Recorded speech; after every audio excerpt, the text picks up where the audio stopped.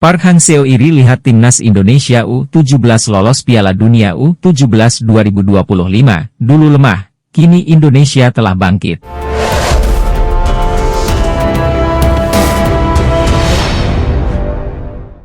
Mantan pelatih timnas Vietnam, Park Hang-seo iri melihat keberhasilan timnas Indonesia U17 lolos Piala Dunia U17 2025. Mereka takjub melihat perkembangan sepak bola Indonesia yang begitu pesat dalam beberapa tahun terakhir. Sekadar diketahui, timnas Indonesia U17 memastikan tiket lolos perempat final Piala Asia U17 2025 sekaligus putaran final Piala Dunia U17 2025 pada Selasa 8 April 2025 dini hari waktu Indonesia Barat. Hebatnya kepastian itu didapat timnas Indonesia U17 setelah hanya memenangkan 2 laga awal grup C Piala Asia U17 2025. Timnas Indonesia U17 tercatat menang 1-0 atas Korea Selatan U17 serta menggilas Yaman U17 dengan skor 4-1. Selain menyoroti timnas Indonesia U17, Park Hang-seo juga melihat kehebatan timnas Vietnam U17. Dihadapkan dengan 2 tim kuat Asia di 2 laga awal grup B, timnas Vietnam U17 sanggup menahan Australia dan Jepang dengan skor identik, 1-1. Andai saja menang atas Uni Emirat Arab, UEA, di matchday pamungkas grup B pada Kamis, 10 April 2025 malam WIB, timnas Vietnam U17 akan lolos ke perempat final Piala Asia U17 2025 sekaligus ambil bagian di Piala Dunia U17 2025. Apakah supporter timnas Vietnam iri? Timnas Indonesia U17 2 kali berturut-turut lolos ke Piala Dunia U17. Sedangkan Vietnam mampu mengejutkan Australia dan Jepang, tulis Park Hang-seo. Dulu saya sering menganggap sepak bola Indonesia lemah di Asia, sekarang, mereka telah bangkit dan sangat kuat, lanjutnya. Namun sekarang kita bisa melihat, sepak bola Indonesia sedang berkembang sangat pesat, lanjutnya. Di saat bersamaan, timnas Thailand U17 sudah dipastikan tersingkir dan gagal lolos Piala Dunia U17 2025. Melihat keberhasilan timnas Indonesia U17 dan Vietnam, tegas PHS. Sekarang timnas Indonesia U17 sedang menunggu lawan mereka dalam laga perempat final Piala Asia U17 2025 yang digelar pada Senin, 14 April 2025 pukul 21 waktu Indonesia Barat. Berhubung duduk sebagai juara grup C, timnas Indonesia U17 akan menantang runner-up grup D di babak 8 besar. Mantan pemain FC Barcelona, Neymar Junior ternyata memantau timnas U17 Indonesia yang berlaga di Piala Asia U17 2025. Pemain asal Brazil itu memberikan perhatian ke timnas U17 Indonesia dengan mengunggah postingan akun resmi timnas Indonesia di Instastory-nya. Postingan yang diunggah Neymar Junior itu ialah gol pertama timnas U17 Indonesia yang dicetak oleh Zaha Bigoli. A new era in world football is back, this will certainly be very beautiful. A spectacular goal young man, continue your talent, congratulations. Yang artinya, era baru di dunia sepak bola kembali terlihat, ini tentu akan sangat indah. Gol yang spektakuler anak muda, lanjutkan bakatmu, selamat. Masyarakat Belanda sindir halus program naturalisasi timnas Indonesia, tak senang banyak pemain direbut PSSI? Kreator asal Belanda, Teman Dems, baru-baru ini mendapat sorotan dari netizen Indonesia. Pasalnya mereka menyindir tim nasional, Timnas Indonesia yang kini banyak diperkuat pemain keturunan Belanda Indonesia. Dalam video yang diupload Teman Dems di akun TikTok, video tersebut memperlihatkan banyak pemain Belanda yang dengan mudah berganti membela timnas Indonesia. Berawal dari satu pemain, lalu banyak pemain yang akhirnya ikutan berganti kewarganegaraan. Sindiran ke PSSI. Sejatinya dalam video yang dibagikan oleh Teman Dems tersebut, mereka tak memberikan pernyataan apapun. Hanya saja ada satu kalimat yang menanyakan apakah pemain Belanda dalam video berminat membela timnas Indonesia. Sontak pemain tersebut berganti jersey yang awalnya Belanda, berubah menjadi memakai jersey Garuda.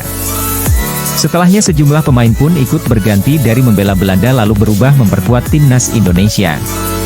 Tentu kejadian itu serupa dengan kenyataan timnas Indonesia saat ini. Awalnya, hanya segelintir pemain keturunan yang tertarik membela Garuda, namun kini justru banyak yang berdarah Belanda Indonesia tertarik juga untuk bertarung bersama timnas Indonesia. Apakah video dimaksudkan menyindir PSSI karena program naturalisasinya tersebut? Atau justru menyindir para pemain Belanda yang dengan mudahnya berganti kewarganegaraan dan membela timnas Indonesia? Akankah timnas Indonesia lolos ke Piala Dunia 2026? Sebab memang program naturalisasi yang sedang digalakan PSSI merupakan rencana jangka pendek agar timnas Indonesia bisa lolos ke Piala Dunia 2026. Terbaru, Emil Audero, Joey Pelupesi, dan Dean James adalah pemain keturunan yang baru saja resmi menjadi warga negara Indonesia, WNI. Kehadiran mereka untuk membantu Garuda lolos dari grup C babak ketiga kualifikasi Piala Dunia 2026 zona Asia. Ketum PSSI, Erick Thohir, memberikan penegasan bahwa saat ini para pemain yang terpilih di timnas Indonesia harus berdasarkan kualitas. Hal itu ditegaskannya ketika ditanyakan mengenai adanya kemungkinan naturalisasi, memberikan penegasan bahwa saat ini para pemain yang terpilih di timnas Indonesia harus berdasarkan kualitas. Hal itu ditegaskannya ketika ditanyakan mengenai adanya kemungkinan naturalisasi baru timnas Indonesia. Saya tidak bisa komentar sebelum prosesnya terjadi. Saya juga tidak bisa komentar mana pemain dipilih atau tidak, karena itu kan prosesnya masing-masing, ucap Erick Thohir pada wartawan saat menghadiri buka puasa bersama di kediaman Menpora RI. Dito Aryo Tejo, yang pasti saya tidak mau pembentukan timnas itu ada pemain titipan, karena itu yang merusak dari strata pembinaan secara nasional dan saya juga arahkan di futsal seperti itu dan di sepak bola pantai juga sama, tegasnya. Lebih lanjut, lelaki yang juga Menteri BUMN ini juga tidak menutup kemungkinan bakal adanya pemain naturalisasi baru pada agenda FIFA Matchday, Juni 2025. Seperti diketahui, timnas Indonesia pada periode tersebut akan menjalani 2 laga terakhir mereka di grup C putaran ketiga kualifikasi Piala Dunia 2026 zona Asia. Di mana 2 laga tersebut bakal menentukan nasib skuad Garuda apakah lanjut atau terhenti asanya untuk lolos ke Piala Dunia 2026. Pertama, tim asuhan Patrick Kluivert akan menjamu Cina di Stadion Utama Gelora Bung Karno, Jakarta, 5 Juni nanti. 5 hari berselang, mereka akan menantang Jepang di Suita City Football Stadium, Suita, Jepang. Kami ingin mensinkronisasikan antara timnas U17, U20, U23 dan senior supaya talent poolnya itu terlihat sejak dini. Kami tidak mau ada friksi di antara pelatih harus punya satu atap, satu policy. Sehingga program kami berkelanjutan tidak sepotong-sepotong, ucap Erick Thohir. Nah, jadi saya berharap tentu tadi bagaimana penciptaan talent pool sejak muda di dalam negeri terutama tadi yang kami review. Tapi kami juga tidak menutup ketika pemain diaspora kita ingin menjadi bagian dari kita dan ada diskusi khusus antara Pak Presiden, Mensesnek dan saya. Nanti saya akan laporkan ke Pak Menpora. Mengenai terobosan pemerintah ke depan untuk bagaimana mengapresiasi para pemain diaspora maupun pemain timnas kita yang sudah berkorban untuk nama besar bangsa Indonesia. Lelaki berusia 54 tahun. Itu menjelaskan. Profil Givayro Reat, pemain Feyenoord Rotterdam yang bisa jadi pilihan timnas Indonesia akan diulas dalam video ini. Pemain-pemain keturunan Indonesia yang berlaga di benua Eropa memang tengah menarik perhatian publik sepak bola tanah air. Bahkan, Federasi Sepak Bola Indonesia, PSSI, dan pelatih timnas Indonesia, Patrick Kluivert tertarik terus membidik pemain keturunan agar bisa dinaturalisasi. Dalam kurun waktu beberapa minggu kebelakang, sudah ada banyak pemain yang dinaturalisasi oleh PSSI. Berikut profil Givayro Reat, pemain Feyenoord Rotterdam keturunan Indonesia, Suriname, dan Belanda yang mungkin bisa jadi pilihan timnas Indonesia. Givayro Reat merupakan pemain berposisi bek kanan yang saat ini membela klub Liga Belanda, Feyenoord Rotterdam. Ia lahir di Amsterdam, Belanda, pada 2 Juni 2006 yang artinya ia masih berumur 18 tahun. Pemain yang mempunyai kaki dominan kanan ini, rupanya memiliki darah keturunan Indonesia, namun garis keturunan Givayro belum jelas.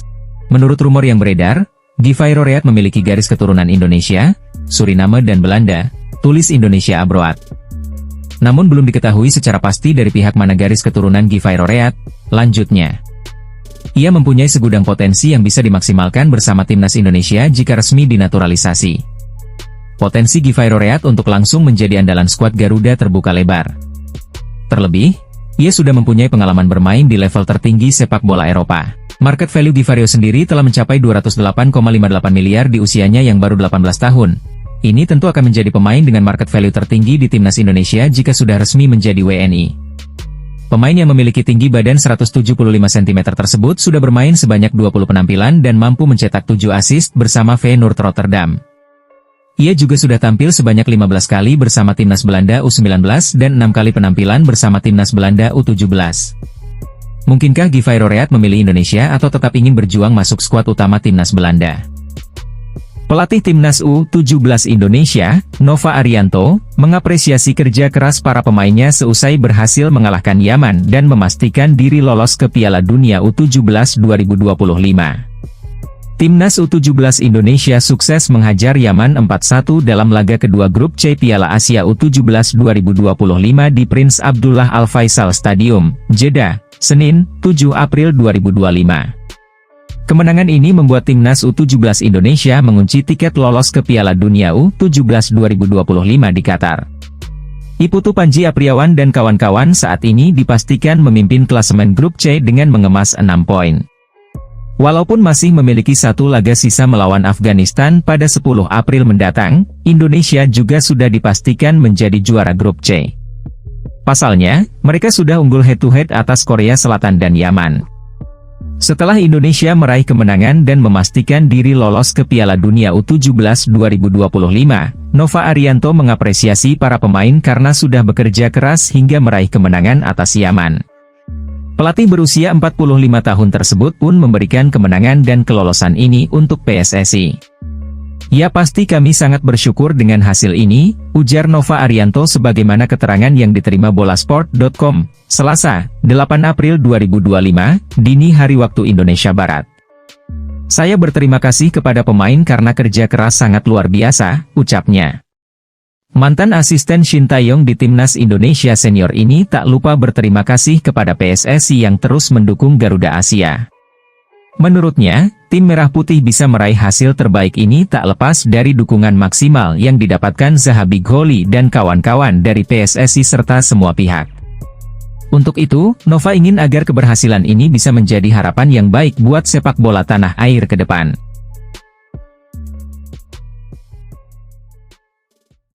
Jai Itzes buka-bukaan soal kekuatan terbesarnya hingga dipilih jadi kapten Timnas Indonesia.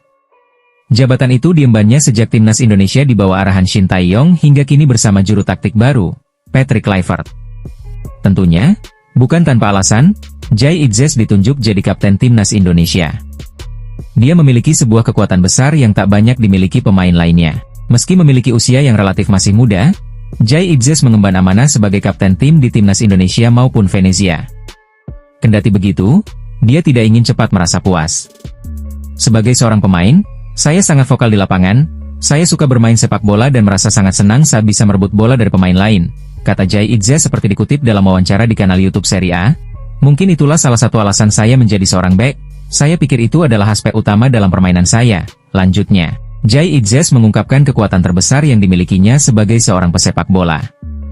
Menurutnya, hal tersebut yang membuat dirinya semakin berkembang dan menjadi pemain yang lebih baik lagi. "Kekuatan terbesar saya adalah motivasi saya. Keinginan untuk menang dan selalu berkembang telah membantu saya selama ini. Sejauh yang saya ingat, ada sesuatu dalam diri saya yang membuat saya terus maju," tuturnya. Menurut Jai, itu juga yang membuat dirinya dibebankan tugas sebagai seorang kapten tim. Tetapi, ia juga merasa perlu meningkatkan kualitas diri agar bisa memimpin rekan setimnya dengan lebih baik lagi. "Namun, saya juga merasa masih bisa banyak berkembang, terutama sebagai kapten, bagaimana cara memimpin dan membimbing tim. Saya sudah cukup baik dalam hal itu, tetapi masih ada banyak hal yang bisa saya tingkatkan," ucapnya. Fardi Bahdim menyebut bakal ada beberapa pemain keturunan yang dinaturalisasi demi Indonesia lolos Piala Dunia 2026. Hal tersebut ia ungkapkan lewat unggahan di media sosial Twitter pribadinya. Fardi Bahdim, pria yang merupakan kakak kandung dari mantan pemain Timnas Indonesia, yaitu Irfan Bahdim. Fardi memiliki peran penting dalam proses pengurusan naturalisasi pemain, terutama yang berkarier di Eropa. Peran Fardi tidak bisa dianggap sepele, pria berdarah Indonesia Belanda ini yang meyakinkan beberapa pemain keturunan memilih skuad Garuda. Akan ada beberapa lagi pemain berdarah Indonesia yang akan dinaturalisasi, demi lolos Piala Dunia 2026, ujar Fardi dikutip dari akun Twitter miliknya. Namun, belum diketahui pasti pemain yang dimaksud oleh kakak kandung Irfan Bahdim tersebut. Sementara itu, pemain yang gencar diberitakan akan dinaturalisasi adalah gelandang Royal Antwerp, yaitu Jai-Rory Dewald. Lebih lanjut, Fardi menyebut kemungkinan akan terus ada pemain naturalisasi lagi, namun, ia tak menjelaskan secara detail. Dalam beberapa waktu ke depan, ada calon naturalisasi akan datang untuk menemui Pak Erik, namun saya tidak bisa menyebutkan namanya, ini kejutan, tegasnya.